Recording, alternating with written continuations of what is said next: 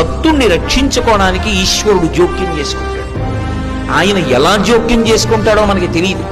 ఒక్కొక్కసారి బహుముందుగానే జోక్యం చేసుకుంటాడు. వచ్చేది తెలుస్తుంది కాబట్టి అడ్డుకట్ట వేసి నించుంటాడు.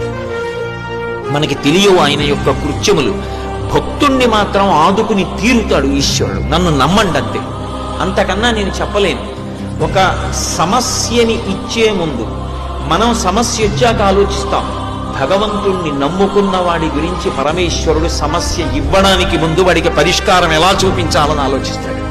నన్ను నమ్ముకునున్నవాడు వాడు పాడైతే, అందుకే భాగవతంలో అష్టమ స్కంధంలో అంటాడు, వాడు నా కొరకు రక్షింపవలయువాడు. వాడి కోసం వాడిని నేను రక్షించట్లేదు, నా కోసం రక్షిస్తున్నా. అటువంటి వాడు పాడైపోతే లోకంలో భగవంతుడున్నాడు అని ఎవడు నమ్ముతాడు? నమ్మడు.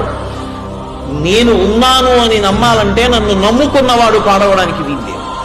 వాడి కోసం రక్షించట్లేదు, నా కోసం రక్షిస్తున్నా.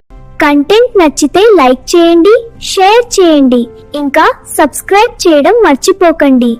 జై శ్రీరామ్.